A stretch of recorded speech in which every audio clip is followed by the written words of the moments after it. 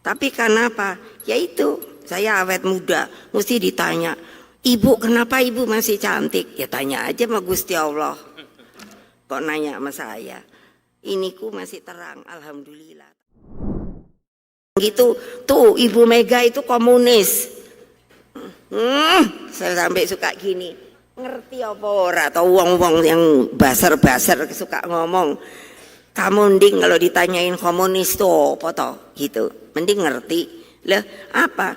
Itu kalau saya ketemu anak-anak segini-gini, dia rupanya udah diberitahu loh bahwa saya siapa, bahwa saya siapa.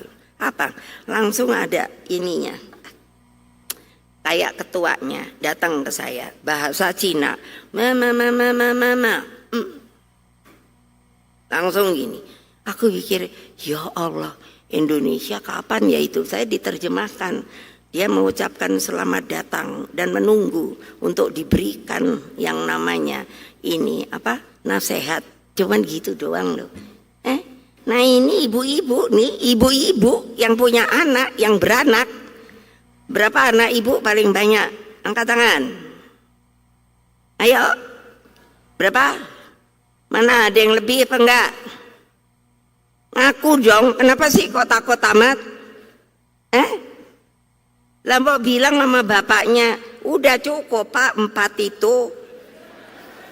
Lo iya loh, karena apa? Mau dikasih makan apa? Mau dikasih pembelajaran apa? Sekarang mahal Bu, yang namanya mau sekolah beli bla bla bla. Nah terus bapaknya kemana? Ayo, mikir. Bisa kok sebenarnya asal mau, tapi ini kan enggak. Pasrah, enggak jelas. Nah jadi apa? Supaya itu tahu Pancasila itu bukannya lahir dari ideologi import, enggak, susah payah. Supaya apa?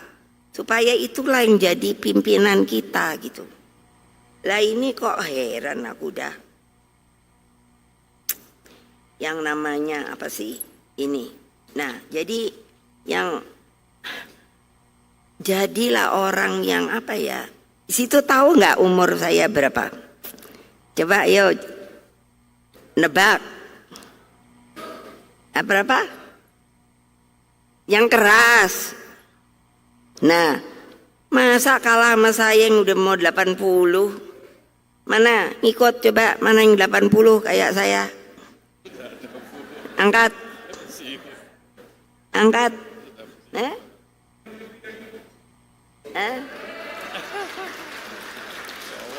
Orang nanya lagi, orang nanyanya perempuan. Coba toh, bukannya apa loh, kenapa sih? Karena ini saya putar terus. Ini saya putar terus, tapi demi kebaikan. Nah kalau ibu lihat di kaca, aku teman-temanku aja aku gituin, lihat di kaca nih.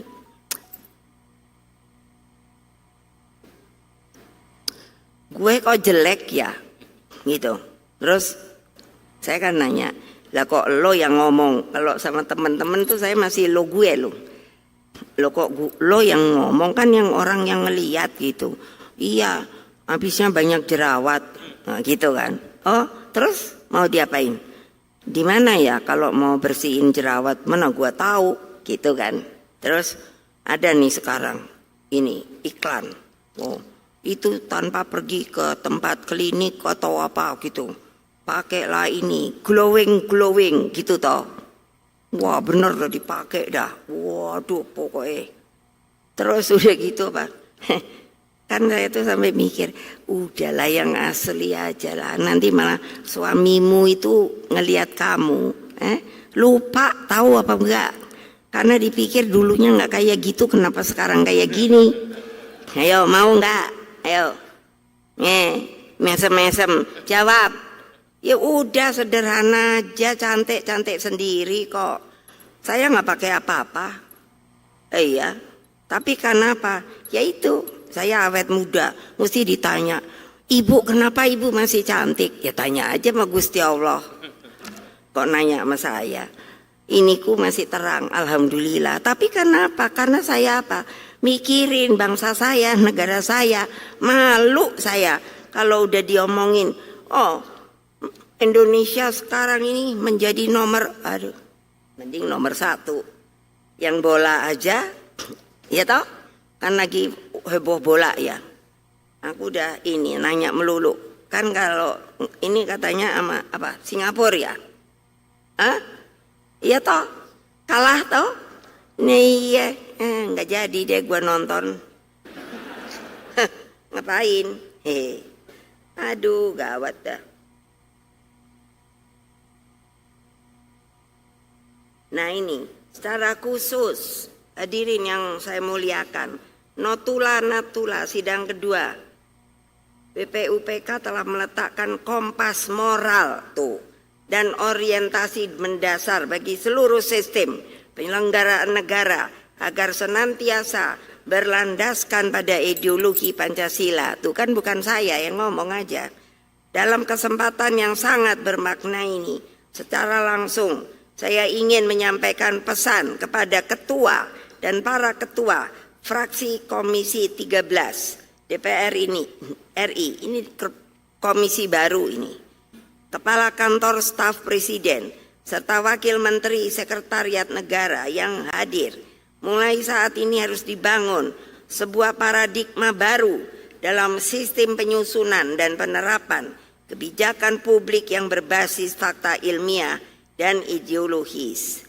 Jadi kalau bahasa kerennya bahasa Inggris, evidence-based policy and ideology, yakni kebijakan yang tidak hanya mempertimbangkan teknokratis belaka, tetapi sekedar akal atau seperti sekadar kalkulasi angka, rasionalitas anggaran, efisiensi administrasi, atau adaptasi teknologi mutakhir. Ya itu memang benar, kalau ininya nggak dipakai, yang ada itu nanti lama-lama kita jadi robot loh, dikendalikan tanpa kita boleh pakai ini dan ini gitu loh. Nah, pertimbangan teknokratis itu memang penting sebagai instrumen pencapaian, namun tanpa kompas ideologis kebijakan tersebut akan kehilangan roh kemanusiaan dan arah kebangsaannya. Regulasi dan undang-undang yang lahir harus bernapas dan berjiwa Pancasila. Artinya di dalam setiap pasalnya wajib terpancar ketuhanan yang Maha Esa, kemanusiaan, persatuan yang mengayomi kebinekaan, kerakyatan yang dipimpin oleh hikmat kebijaksanaan, serta muara utama berupa keadilan sosial bagi seluruh rakyat Indonesia. Terus terang dengan keadilan sosial, saya selalu suka baca. Itu pasal berapa ya? Mungkin ini Pak Arief tahu, aku suka lali pasalnya. Yang namanya itu apa? Setiap warga negara mempunyai hak yang sama di mata hukum. Hah? Piro? Tuh. Berarti ada kan? Bukannya bohong saya. Lah iya, lah kalian tuh perempuan, laki sama. Lah kok sekarang perempuan melehek? Ingat ini. Jadi saya selalu mengatakan, begitu juga kepada anak miskin, kepada anak yang dirundung, mereka yang dilecehkan. Kamu boleh minta sama polisi untuk dilakukan pemeriksaan. Nah, dan polisinya jangan main-main loh. Kalau suatu saat keadaan ini tidak akan seperti begini lagi, tolong ingat yang namanya dialektika. Dialektika itu mengajarkan bahwa suatu saat akan sampai pada puncaknya, yang maunya puncak itu yang baik atau yang jelek. Itu pasti akan terjadi. Itu bukan omongan saya, tapi saya belajar dari orang-orang pintar. Kamu ini pintar apa tidak? Nah, gitu baiklah.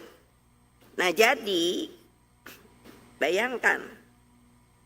Jadi kita harus mengakhiri kebiasaan buruk di mana pembentukan hukum, penyusunan undang-undang dan formulasi regulasi di lembaga eksekutif maupun legislatif dirumuskan secara instan, pragmatis, apalagi berwatak transaksional demi kepentingan politik jangka pendek ini kejadian ini sekarang.